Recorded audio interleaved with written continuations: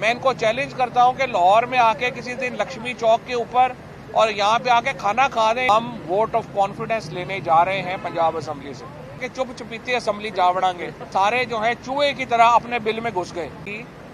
पहले तो मेरी गुजारिश दोनों हजरात से ये है कि आप इकोनॉमी पे बात ना किया करें। ये तो ऐसे ही है जैसे नरेंद्र मोदी जो है वो लिबरलिज्म के ऊपर लेक्चर दे या टॉलरेंस के ऊपर लेक्चर दे।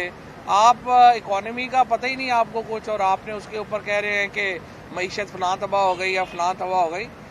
बड़ी सिंपल बात है, अगर आप मईशत जो थी वो जिस तरह से चल रही थी उस वक्त भी लोगों को पता है, और ये जो 7-8 महीने में मईशत के साथ हुआ है ये भी लोगों को पता है। और ये लेक्चर ना दें हमें कि क्या कैसा चल रहा था या क्या हो रहा था। आपने आके 7-8 महीने में जो पाकिस्तान की मईशत के साथ खिलवाड़ किया, जिस तरीके से पाकिस्तान जो एक 6% के ऊपर तरक्की करने वाला मुल्क था उसको आपने बैंकरप्सी के दहाने पे लगा दिया। और ये बात एक सुनने के लिए करने के लिए हमारी तनकीद तो होगी। आपके अपने जो फाइनेंस मिनिस्टर है मिफ्ता इस्माइल और इसहाक डार, उनकी आपस की गुफ्तगू सुन लें, आपको पता चल जाएगा कि इकॉनमी के साथ ये खिलवाड़ किसने किया है। तो इसलिए पाकिस्तान को आज जिस हालत में पहुंचाया गया है उसमें ऑपरेशन रजीम चेंज के किरदारों का बहुत अहम किरदार है और कौम कभी माफ़ नहीं करेगी। जिस तरीके से पाकिस्तान को इन्होंने डिस्टेबलाइज किया, अदम इस्तेहकाम का शिकार किया। आज आप देखें कि दहशतगर्दी हमारे कैपिटल में, हमारे दारुल खिलाफा में पहुंच गई, जो बिल्कुल ख़त्म हो गया था। हम इंटरनेशनल क्रिकेट बहाल कर चुके हैं पाकिस्तान में। पीटीआई के दौर में पाकिस्तान में टेररिज्म के केसेस तकरीबन ना होने के बराबर रह गए थे। और अनफॉर्चुनेटली अफगानिस्तान की सूरत हाल जिस तरीके से बिगड़ी और अब और बिगड़ रही है, उसमें जिस कदर ला ताल्लुकी पाकिस्तान की हुकूमत ने जाहिर की इस रजीम चेंज के बाद, उसकी वजह से पाकिस्तान एक कदम इस्तेहकाम का शिकार हुआ है। और मैं आपको ये भी बता दूं कि जिस तरीके से अब अफगानिस्तान में मामलात हो रहे हैं और अफगानिस्तान में इंस्टेबिलिटी, अदम इस्तेहकाम बढ़ रहा है, इसकी बहुत बड़ी कीमत पाकिस्तान को देनी पड़ सकती है। और हमने वहाँ की जो अथॉरिटीज़ हैं उनके साथ, अपने ताल्लुकात के साथ खिलवाड़ किया। कोई इस वक्त एक जगह के ऊपर भी हम देख रहे हैं कि आपको नज़र आता है कि कोई फोकस नहीं है। रोज़ उठते हैं, बिलावल भुट्टो साहब जो हैं कह रहे हैं कि मैं तो अपना किराया दे के जाता हूँ। अगर आप अपना किराया दे के जाते हैं तो ये कोई प्राइवेट टूर्स हैं जो आप कर रहे हैं। और पाकिस्तान की खारजा पॉलिसी का जो बेड़ा गर्क किया गया, और स्पेशली ये जो हमारे इस वक्त एक इस्लामाबाद में जो इस वक्त हालात हैं, मैं बड़ा अफसोस ये होता है कि कोई वज़ीर आपको नहीं मिलेगा। कोई किधर एक तरफ हम कह रहे हैं डॉलर्स नहीं है, 60% काबीना के ऊपर क्रिमिनल केसेस हैं और काबीना का सिर्फ एक फोकस है कि किस तरीके से हमारे केसेस ख़त्म हों और बैरूनी दौरे हों। तीसरा कोई फोकस हमें इस काबीना का नज़र नहीं आ रहा। बिजली है तो उसका कोई अता पता नहीं है, गैस है उसका अता पता नहीं है, तेल जो है वो स्काई रॉकेट हो गया है, बिजली की कीमतों में इजाफा, किचन आइटम लेना मुश्किल हो गया। बहरहाल ये सारे मामलात हैं जो आपके सामने हैं। आज हमने जो एक हमारा नुक्ता नज़र है, हमारा नुक्ता नज़र ये है कि पाकिस्तान में इस्तेहकाम नहीं आएगा जब तक इंतखाबात नहीं होंगे, और इंतखाबात के लिए हम हर एफर्ट कर रहे हैं। इस एफर्ट में हमारे जो MNAs के रेजिग्नेशंस हैं 8 महीने से हमने दिए हुए हैं, अभी तक कबूल नहीं किए जा रहे। जब भी हम स्पीकर को कहते हैं कि हम आ रहे हैं, वो भाग जाते हैं वहाँ से। अब तो हमने फैसला किया है कि खुफिया डेट रख लें और ऐलान करके ना जाएं, स्पीकर को ऊपर से जाके दबोच लें। जब भी हम ऐलान करते हैं कि हमने असेंबली में आना है, स्पीकर छुट्टी लेके चला जाता है या सेशन बंद करके चला जाता है। देखिए, हम इस्तीफे दे रहे हैं, ये पाकिस्तान की पार्लिमानी तारीख में एक बड़ा नॉवल वाकया है। 127 MNAs ने अपने लीडर इमरान खान के एक आवाज़ के ऊपर इस्तीफा दिया है। इससे पहले कभी इस तरह नहीं हुआ। मरियम नवाज ने, आपको याद होगा, 2 लोगों को इस्तीफे का कहा था, जिसमें से एक जो थे वो कैप्टन सफदर के बड़े भाई थे, वही भाग गए, फ़ोन बंद करके भाग गया। और जो सफदर जावेद अब्बासी था वो भी फ़ोन करके भाग गया। 2 बंदों ने इस्तीफे नहीं दिए मरियम नवाज के कहने पे।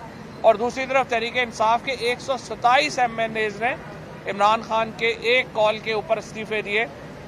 और अब हम इंशाल्लाह इस हफ्ते दोबारा जो है वो असम्बली में जा रहे हैं। तारीख मैं नहीं बताऊंगा क्योंकि स्पीकर फिर गायब हो जाएगा, तो इसलिए अब हम एक बड़े जो जैसे हम पंजाबी में कहते हैं ना कि चुप चुपीते असम्बली जा बढ़ाएंगे और उनको कहेंगे सारे आ गए हैं, आपने जो इससे हमारे इस्तीफे लेने हैंड रिटन वो भी ले और आप इलेक्शन करवाएं। और सुप्रीम कोर्ट को भी मैं गुजारिश करना चाह रहा हूं, आपके पास केस पेंडिंग है, आप खुद देख लें, ना वो टाइम दे रहे हैं ना वो हमारे इस्तीफे कबूल कर रहे हैं। ये हमारा डेमोक्रेटिक राइट है और उसको जो है वो फैसिलिटेट जो है वो होना चाहिए, इस्तीफे हमारे कबूल होने चाहिए और पूरे पाकिस्तान के अंदर आप इलेक्शन करवाएं। उसके साथ साथ जब पंजाब में हमने फैसला किया और खैबर पख्तूनख्वा में एक हफ्ते में आपने सुना होगा कि एहसन इकबाल, राना सनाउल्लाह बढ़ के मार रहे थे कि असम्बलियाँ तोड़े हम इलेक्शन करा देंगे। जो ही इमरान खान ने असम्बलियों की डेट दी, आपने देखा कि ये सारे जो है चूहे की तरह अपने बिल में घुस गए और इलेक्शन से इस तरह से ये भागे हैं जिस तरह काला चोर भागता है।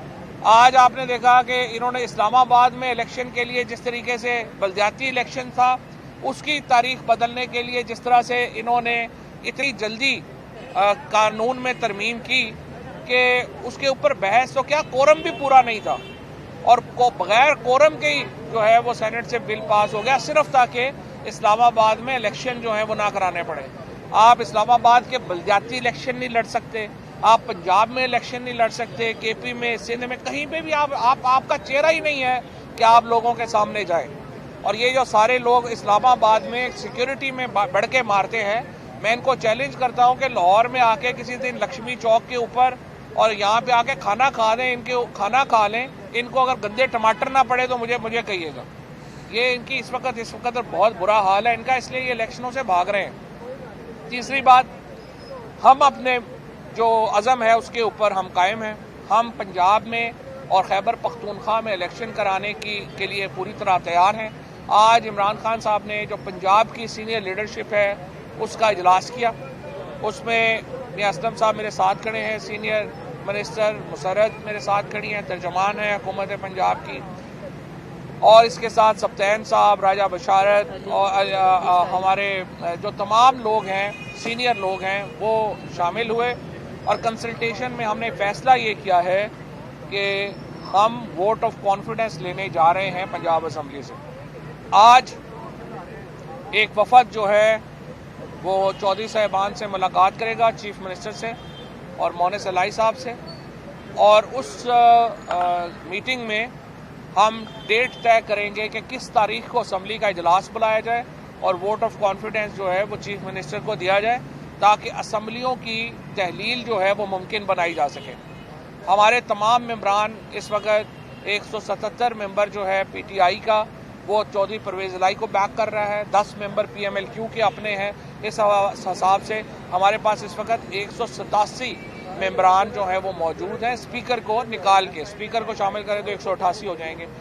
और इंशाल्लाह ये जो तमाम लोग हैं ये परवेज इलाई साहब को कॉन्फिडेंस वोट देंगे और ये जो तारीख है इलेक्शनों की, ये आइंदा जो हाई कोर्ट का फैसला है उससे बहुत पहले होगा और हम इसमें ताख़ीर नहीं करना चाहते। हम फौरी तौर के ऊपर वोट ऑफ कॉन्फिडेंस के लिए जाना चाहते हैं और इंशाल्लाह वोट ऑफ कॉन्फिडेंस के बाद जिस तरह से चीफ मिनिस्टर साहब ने हमसे वादा किया है वो तैयार हैं असम्बली तोड़ने के लिए, असम्बली की तहलील के लिए जो है वो जाया जाएगा और नए इंतखाबात इंशाअल्लाह ताला इसके मुताबिक होंगे।